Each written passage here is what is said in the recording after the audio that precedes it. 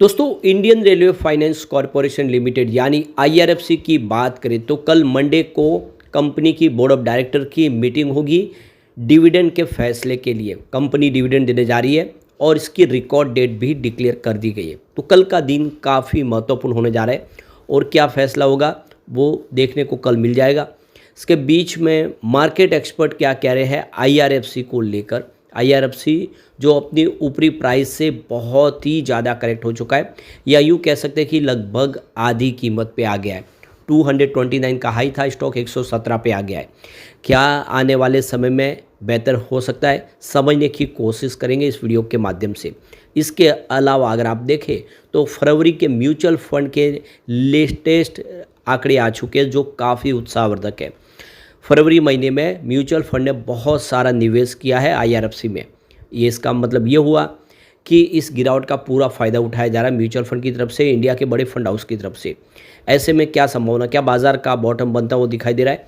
अगर बाजार के बारे में आपको और जानकारी चाहिए तो इससे पहले हमारा वीडियो बन चुका है, मार्केट पे जाके वो ज़रूर देखें। बहुत सारी जानकारी आपको मिलने वाली है बाजार से संबंधित। बाजार में आगे की क्या रणनीति होगी वो भी आपको वहाँ पता चल जाएगा। लेकिन फ्रेंड्स, उससे पहले अगर आप पहली बार हमारे चैनल पे आए तो चैनल को सब्सक्राइब कर दीजिए, एक बेल आइकॉन दबा दीजिए ताकि जब भी नया वीडियो बने पहला नोटिफिकेशन आपको मिले। वीडियो पसंद आए वो लाइक शेयर जरूर कीजिए। चलो फ्रेंड्स, वीडियो स्टार्ट करते हैं। मैं हूँ आपका दोस्त एसबी दवे और हमारे अपने चैनल ऑनलाइन कमाई में आपका बहुत बहुत स्वागत है। तो सबसे पहले गुरुवार के कारोबार की बात कर ले तो आईआरएफसी की क्लोजिंग 117 पर रही है, जहाँ पे 1.82% की गिरावट थी। बाजार में नरमी थी, ऊपर के लेवल से बाजार लगभग 400 पॉइंट टूटा, जिसकी वजह से यहाँ पर भी लगभग 2% की गिरावट देखने को मिली। अब यहाँ पे कंपनी ने डिविडेंड देने का ऐलान कर दिया है, तो यहाँ पे इंतरिम डिविडेंड देगी 70 पैसे पर शेयर कंपनी, और इसके लिए कंपनी ने यहाँ पे ऑलरेडी अनाउंसमेंट 17 तारीख को की है। अब यहाँ पे कंपनी इसके लिए बोर्ड ऑफ डायरेक्टर की मीटिंग रखने जा रही है और आप देख सकते हो ये 17 मार्च मंडे कल को बोर्ड ऑफ डायरेक्टर मीटिंग होगी जिसमें अप्रूवल दिया जाएगा सेकंड इंटरिम डिविडेंड का। इससे पहले 80 पैसे का डिविडेंड ऑलरेडी कंपनी दे चुकी है, और दोनों मिला के 1.5 रुपये का डिविडेंड साल का होगा। तो यहाँ पे कंपनी ऑलरेडी देख सकते हो कि इसके लिए रिकॉर्ड डेट फाइनल कर चुकी है। 21 मार्च 2025 फ्राइडे की एक रिकॉर्ड डेट है। इसका मतलब ये है कि अगर इस समय कोई भी शेयर खरीदेगा उसको डिविडेंड मिल जाएगा। 21 मार्च के पहले पहले जिसके भी डीमैट अकाउंट में शेयर होंगे वो सारे डिविडेंड के हकदार होंगे, वो एलिजिबल है, उनको डिविडेंड मिल जाएगा। तो अभी डेट बाकी है, मौका है। तो यहाँ पे बड़ा फैसला हो गया है और इसके लिए कंपनी का जो सेबी के रूल्स है उसके तहत ट्रेडिंग विंडो को क्लोज किया गया। 11 मार्च 2025 से ट्रेडिंग विंडो क्लोज हुई क्योंकि बोर्ड ऑफ डायरेक्टर की तरफ से फैसला लिया गया डिविडेंड देने का। तो अब ये आप देख सकते हो कि पूरा ये जो बोर्ड मीटिंग फाइनल होगी मंडे की, उसके बाद में 48 घंटे के बाद में नॉर्मल ट्रेडिंग शुरू हो पाएगी इनसाइडर ट्रेडिंग के लिए। तब ट्रेडिंग कर पाएंगे। कंपनी से जो भी संबंधित है उन सब के लिए ट्रेडिंग विंडो ऑलरेडी क्लोज है। अभी रिसेंटली ही कंपनी को नवरत्न का दर्जा सरकार ने दे दिया है। पहले मिनी रत्न थी, अब नवरत्न बन चुकी है। कंपनी का रिवेन्यू देखें तो 26,600 करोड़ के आसपास है और कंपनी का प्रॉफिट आफ्टर टैक्स 6,400 करोड़ के आसपास है 31 मार्च 2024 के हिसाब से। और ये इंडिया की तीसरी गवर्नमेंट की सबसे बड़ी एनबीएफसी बन चुका है। काफ़ी बड़ा अचीवमेंट इसने किया है। अब यहाँ पे आईआरएफसी को लेकर देख सकते हो कि यहाँ पे फिनोकार्ट टेक्नोलॉजी के फाउंडर और डायरेक्टर गौरव गोयल का कहना है कि आईआरएफसी का जो शेयर है इस समय अपनी हाई प्राइस से 49% नीचे आ चुका है अपने 52 वीक का हाई से, और स्टॉक के अंदर वीकनेस कुछ देखने को मिल रही है। लेकिन कंपनी की फाइनेंशियल ग्रोथ अच्छी है और एवरेज जो रिवेन्यू ग्रोथ है 15% के आसपास है, प्रॉफिट ग्रोथ 11% के आसपास है, इसका आरओई 13.7% के आसपास है, जो ये बात साबित करता है कि कंपनी की जो फाइनेंशियल सेहत अच्छी है।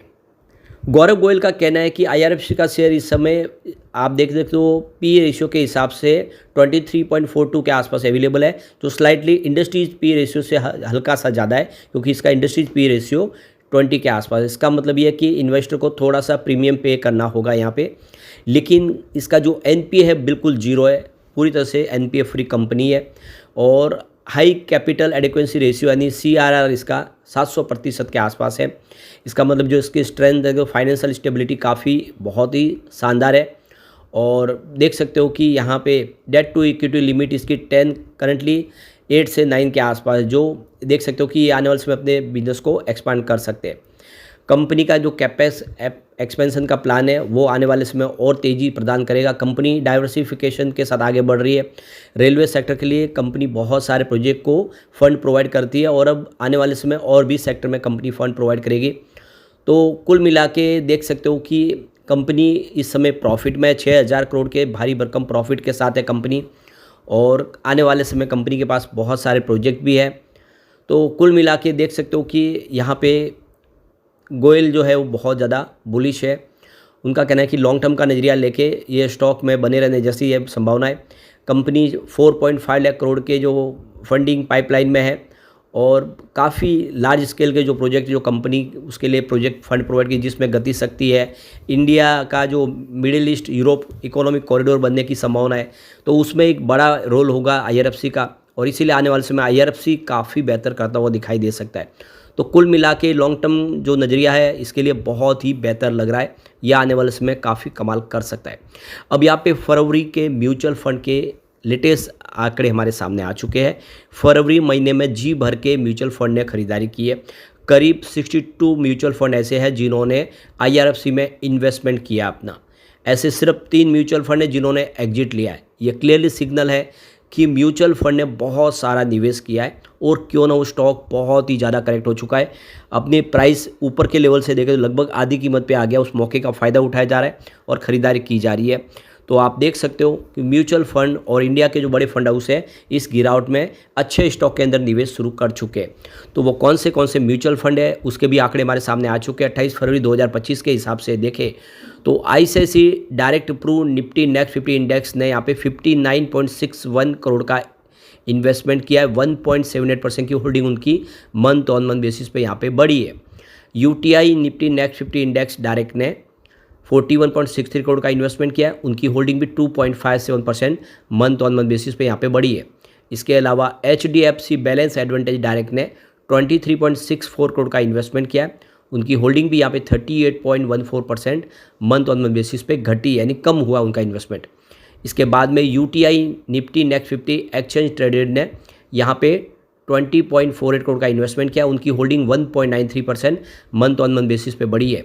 HDFC Nifty next 50 index direct ने 15.36 करोड़ का इन्वेस्टमेंट किया है। 2.38% की holding month on month basis पे बढ़ चुकी है। इसके अलावा SBI Nifty next 50 index direct ने 13.30 करोड़ का इन्वेस्टमेंट किया है। उनकी होल्डिंग में 3.65% की वृद्धि होती हुई दिखाई देगी। इसके अलावा ICICI Pru Nifty next 50 ETF ने 11.47 करोड़ का इन्वेस्टमेंट किया। 6.97% की होल्डिंग उनकी मंथ ऑन मंथ बेसिस पे बढ़ चुकी है। Mirae Asset Nifty 200 alpha 30 ETF ने 10.64 करोड़ का इन्वेस्टमेंट किया है। उनकी होल्डिंग भी यहाँ पे लगभग 5% मंथ ऑन मंथ बेसिस पे बढ़ चुकी है। इसके अलावा कोटक निफ्टी अल्फा 50 ETF ने 8.61 करोड़ का इन्वेस्टमेंट किया है। उनकी होल्डिंग 18.84% बढ़ चुकी है। इसके बाद में यहाँ पे DSP Nifty next 50 index direct ने 7.86 करोड़ का इन्वेस्टमेंट किया है। उनकी होल्डिंग भी यहाँ पे 3.24% मंथ ऑन मंथ बेसिस पे बढ़ चुकी है। तो जितने भी म्यूचुअल फंड है उन्होंने सब ने जम के निवेश किया है। यहाँ पे आप देख सकते हो कि बहुत सारा इन्वेस्टमेंट हुआ है। अगर किसी ने अपनी इन्वेस्टमेंट कम किया तो सिर्फ एक म्यूचुअल फंड है और वो है HDFC बैलेंस एडवांटेज डायरेक्ट। बाकी सब ने इन्वेस्टमेंट किया और ये काफ़ी सारा शुभ संकेत है जो आने वाले समय इसमें बेहतरी प्रदान कर सकता है। लेकिन फ्रेंड्स, कोई भी इन्वेस्टमेंट करने से पहले अपने फाइनेंशियल एडवाइजर से एडवाइस ले ले या अपना खुद का रिसर्च करें, क्योंकि मैंने वीडियो आपके एजुकेशनल पर्पज़ के लिए ही बनाया। वीडियो पसंद आए तो लाइक से जरूर कीजिए और चैनल को सब्सक्राइब कर दीजिए। Thank you friends.